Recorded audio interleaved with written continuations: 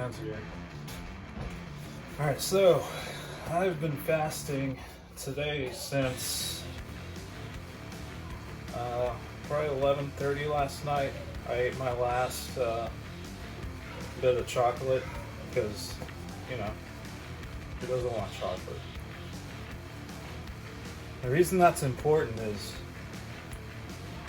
that has allowed my insulin to get low enough to activate a compound called beta-hydroxybutyrate. Now, beta-hydroxybutyrate is muscle sparing. So, that means that instead of catabolizing muscle, which a lot of people think that fasting does, and it will,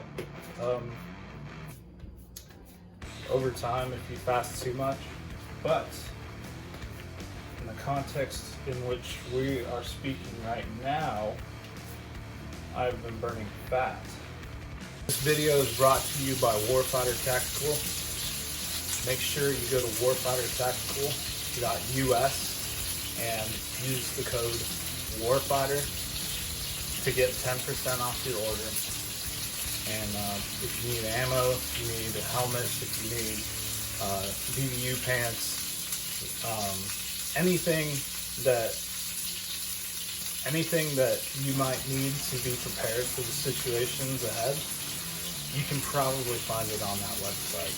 Now, the only thing that you cannot actually buy on Warfighter Tactical, but that will be coming soon, so stay tuned for that. This morning I woke up, I had a black coffee with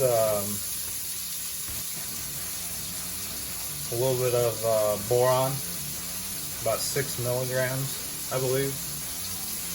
Boron is a really important molecule for anyone over the age of 30. Now, your testosterone needs to be in check before boron makes a huge difference. Now, I'm sure it'll make a difference anyway, because what boron does is increases the level of free testosterone. So, if you want more testosterone, more muscle mass, then boron is the ticket.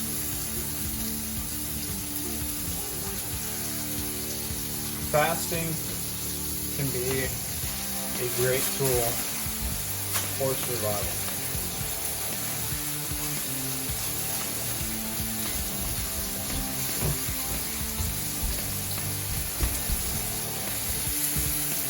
What's up? What are you doing? I was checking what you're cooking. Cool. What's that? Burgers. You want a burger? Yeah. Alright, so fasting is important in the context of survival because if food becomes scarce, you don't want to be eating every 2 to 3 hours like the normal tendency for Americans generally is. The reason being, because if you keep your insulin high but your nutrients low, that's when you enter a catabolic state, because you have the insulin to get nutrients into the muscle, but you don't actually have the nutrients. So that's why fasting can be a super powerful tool for any kind of survival situation. Hey, I like burgers. Yeah. These are my favorite. At the camera. Cool. I'm not gonna lie, for about, I don't know, 4 or 5 months, I've been a little bit of a piece of shit in the context of my diet. I've been really slacking off. I haven't been fasting at all. Been eating all the wrong things. And I've gained a little bit of weight back. And that's alright. Some of it I could argue is a little bit of strategy, because I don't want to not be able to always. I don't want to be super susceptible to gaining weight back on carbs. Hey, Say something, bud. Come over here. just nutrients is good for you, and keep that meat on the diet. Some words of wisdom right there. So anyways, kind of stopped working out a little bit. Been eating all the wrong stuff. And it's important to have your diet on track, but to also be sort of malleable and adaptable, because we saw the shelves of the stores in like March when there wasn't much food on the shelves, and if we ever get to that point again or worse, then you have to be kind of adaptable to that. So that's why I think fasting is really important. Now, at a point, fasting becomes easy. Alright, so let's talk about the state of things in this country. We've already seen corporations start to use food as leverage, use their corporate power to push their will and the will of the NWO onto your lifestyle.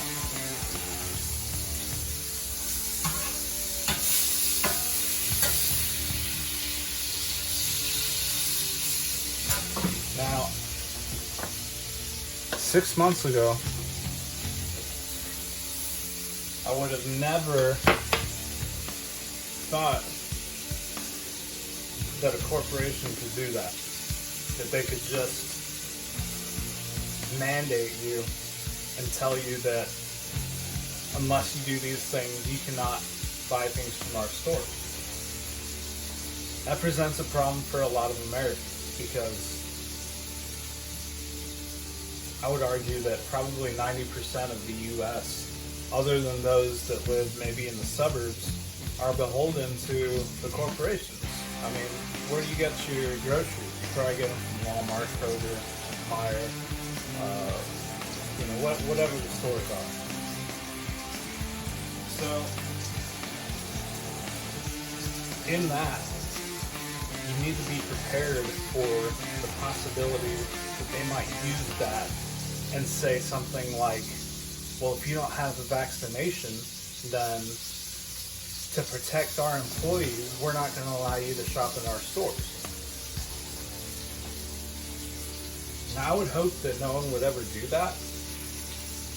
But obviously, we've seen the power hungry go to extraordinary lengths to inflict their will upon us. So nothing's out of the question, in my opinion.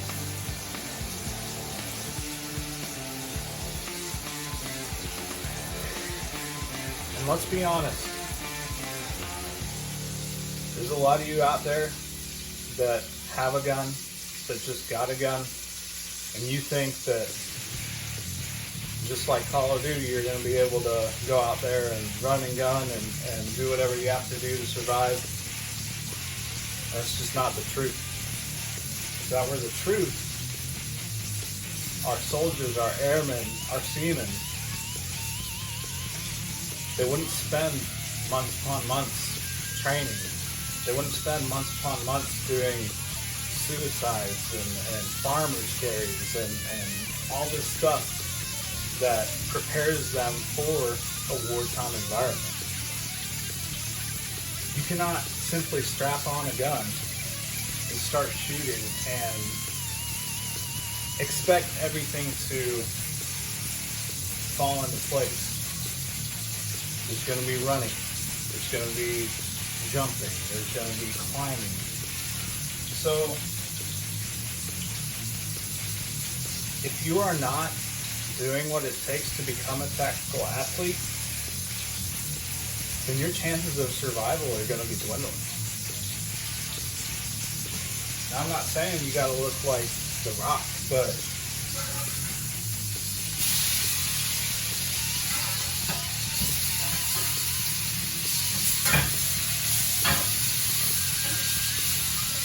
But I mean, let's just think of a hypothetical. Let's just say there's a band of looters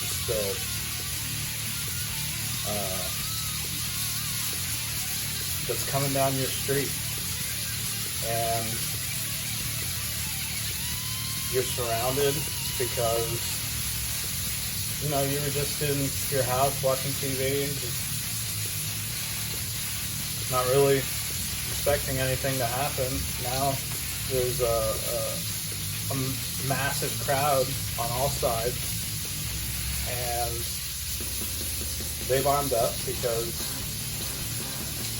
the rhetoric has gotten to that point,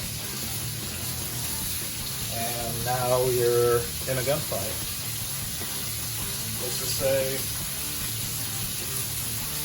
ammo's been scarce and you haven't prepared, and you're running out of ammo. What are you going to do?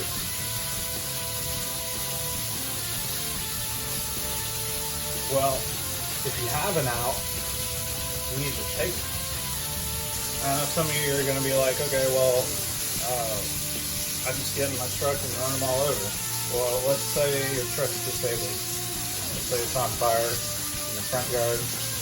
They've started a fire in one part of your house, and now you got to run the station.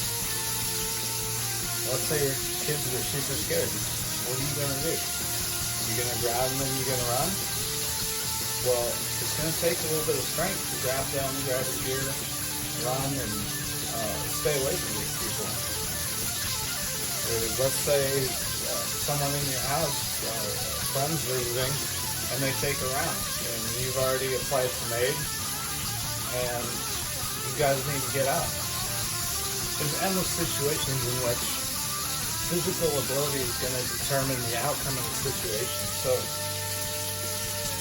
I just want to really emphasize the importance of physical integrity, because tactics can win a situation, but there are plenty of situations in which physical ability dictates the outcome of that situation. That's one of the reasons I want to bring this video to you, just to show you the importance of fasting, scheduling your food in a certain window so that you can conserve food while maintaining a physical edge. Because at the end of the day, your survival may become dependent on it. Something to think about. So anyways, that's enough rambling for today. I just wanted to let you guys know I'm getting back into fasting. I eat a lot of meat when I do fast, so that during that window, I did a workout earlier, so I want to make sure that I'm still giving my body the nutrients it needs to build muscle.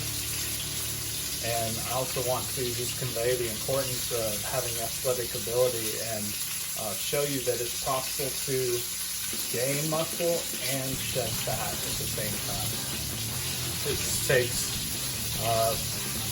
not really that meticulous of planning. I mean, I've seen lots of people, all they do is fast. They just fast. They eat 1 or 2 meals in a 4-hour window. They eat whatever the hell they want, and they're doing great. So think about it. Think about preparing right now, because you don't want to be in that situation thinking, shit, I should have got off my ass. So that's it. And again, that's warfightertactical.us. Use the code WARFIGHTER, WARFIGHTER, and that'll get you 10% off. Thank you.